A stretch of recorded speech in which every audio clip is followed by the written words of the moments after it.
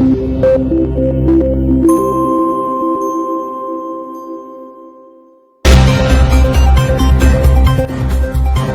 here Al Nilein News as we cover the breaking news from Sudan.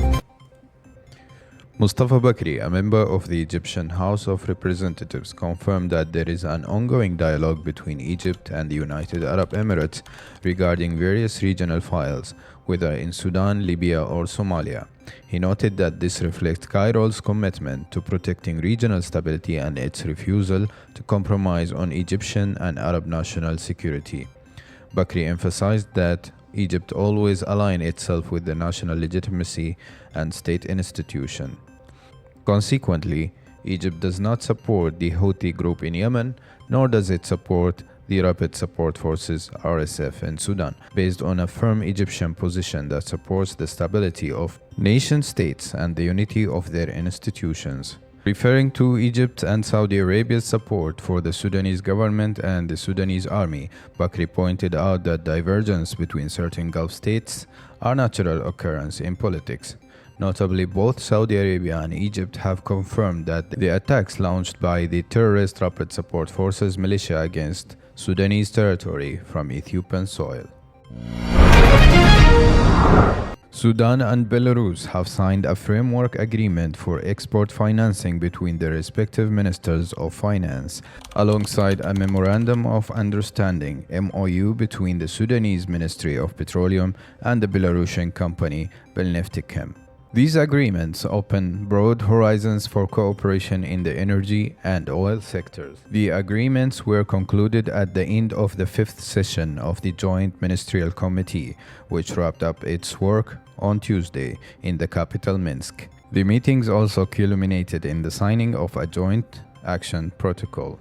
The Sudanese delegation was headed by His Excellency Mu'tasim Ibrahim Ahmed, Minister of Energy, and included Mohammed Noor Abdel-Daim, Minister of State at the Ministry of Finance, along with representatives from several ministries and economic institutions. The Belarusian side was led by Maxim Viktorovich, First Deputy Minister of Natural Resources and Environmental Protection, with broad participation from Deputy Ministers of Energy, Oil, Agriculture, Health, Industry, and Emergency Situations, as well as representatives from the Development Bank of Belarus.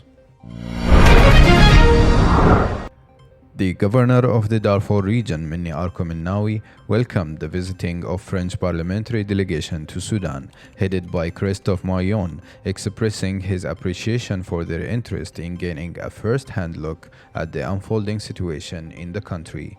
In a press statement in Port Sudan today following his meeting with Mr. Christophe Marion, Minnawi stated that the delegation visit comes as part of an effort to assess the scale of the tragedies Sudan has witnessed recently. Minnawi added that the delegation will continue its visit to Khartoum to hold meetings with officials and convey a realistic picture of the situation to France and Europe, expressing his gratitude to the delegation. For his part, the head of the French parliamentary delegation, Christophe Marion, pointed out that there are not enough voices in Europe expressing the suffering of Sudan and Darfur.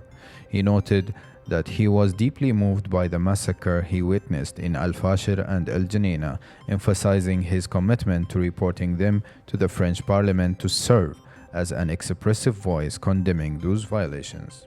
He explained that his priority is to urge the French government to take an official stance regarding the actions of an Arabic Gulf country in Sudan, citing its support for individuals who do not abide by the law and commit violations against civilians, noting that it is his duty to raise the alarm on this matter.